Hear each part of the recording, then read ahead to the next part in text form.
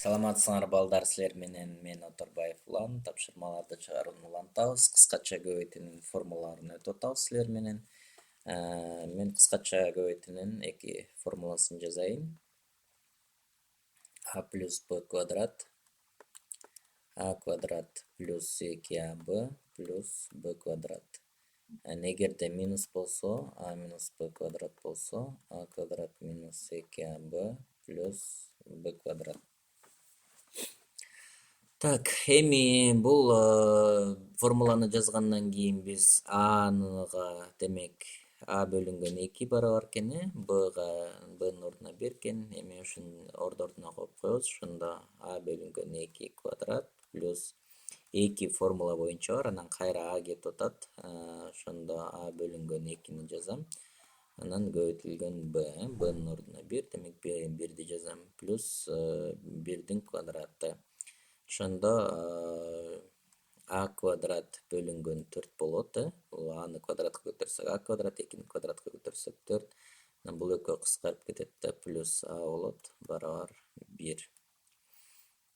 Так, минус экен. Минус болсо биз мына бул минусту мен жаздым, ушуну колдонобуз. Бул жерден жазып кетсек, анын ордуна а бөлүнгөн 2 экен, бнын ордуна минус 2 экен. Так, ошондо, то есть жөн эле 2-ни жазабыз да, бул жакта минусу жок эле жазабыз.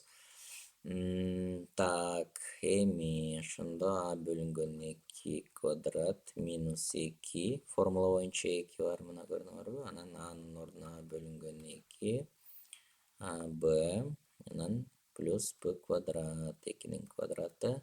Ошондо а квадрат бөлүнгөн 4 минус бул экөө кыскарып кетсе 2а плюс 4 болот экен.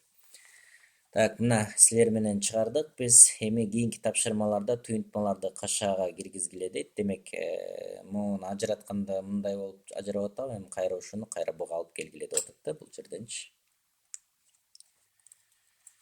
Так, киргизебиз анда кашанын ичине. Ошондо мына көрүп атасыңар, а квадрат болуп атат. Демек, ушул биринчи сан квадраты жок кашанын ичине жазылат экен, көрдүңөрбү?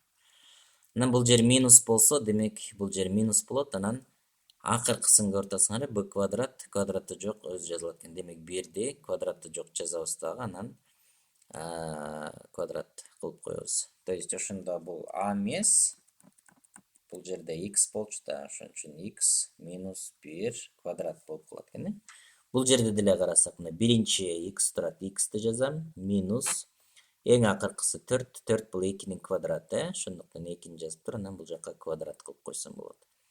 Анан улантып кете беребиз, минус 3. Көрдүңөрбү? Текшерсек туура чыгат. Кайра формула боюнча муну ажыратсаңар, булар келип чыгат да. Силер мына ушулардын бардыгын мына азыр видеону токтотуп коюп машыгып чыккыла. Так, мен болсо улантайын, силерди токтотуп машыкты деп ишенейин. Мен көргөзүп берейин. X минус 4 квадрат болот.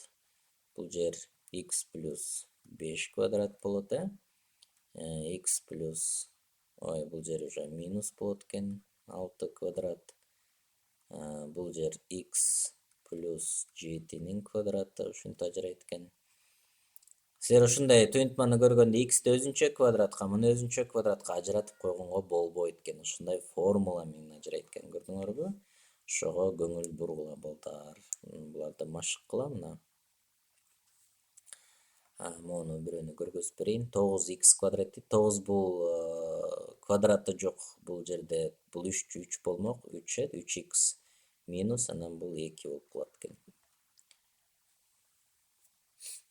Квадрат.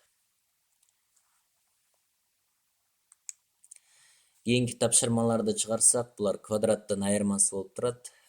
Формуланы жазсам, а квадрат минус b квадрат болсо, бул а минус b жана а плюс b деген эки кашаага ажыраш керек. Демек, муну карасак, x минус y болсо, x квадрат минус y квадрат дегенге ажырайт экен. Анда муну ала турган болсок, 2x квадрат минус 2y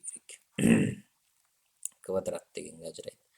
Мына ушинтип ажыратабыз. Мен муну көргөзсөм 5x квадрат минус 5y квадрат болот. Кашаны ачып койсок бул жер 25x квадрат минус 25y квадрат болуп калат. Мына могуларды деле ушундай кылсак болот. 4x квадрат минус 4y квадрат. Көрдүңөрбү? Эгерде ушундай көрүп турган болсоңор, алар мындай кашага жарайт да. Себеби муну квадратты сыртка чыгарып берсек мындай болуп калат, анан ал мындайга ажырайт экен, могу кашадай болуп. Ошондуктан буларды деле карай турган болсок, мына демек бул 49x квадрат минус 49y квадрат дегенге келип калат экен, мына. Түшүнүп атасыңар, кичине кыскартып көрсөтүп бердим. Булардын бардыгын машыккыла, анан кызыктуураак могу жерди көргөзөйүн, могу тамырлар эмне үчүн ушундай болуп калды. Демек, x квадрат минус тамыр астында 5-тин квадраты дегенге келет. Анан x квадрат өзү эле болот, мына. Анан бул квадрат менен тамыр кыскарып кетсе минус 5. Көрүңөр? X квадрат минус 5 болсо, ал ушундай эки тамырга ажырап кетет экен. Себеби 5ти тамырга алсак, анан квадрат деп жазып койсок, бул a квадрат минус b квадрат деген формулага окшоп калып атпайбы, көрдүңөрбү? A минус b, анан a плюс b болупчу. Демек, ошого келет экен да. Демек, муну кайра кыскарып 5ти берет, анан демек муну тамыр кылып ушинтип ажыратып берет экен. Ошого көңүл бурабыз. Калган эсептерди өзүңөр машыккыла, балдар, тапшырма кылып калтырайын. Бардыгы атайын мындай окшотуп түзгөнбүз, силер жакшылап машыгып алсын деп. Анан муну карай турган болсок, ошондо бул 4x-тин 4-үнчү даражасы болуп калат, же болбосо мындай кылабыз.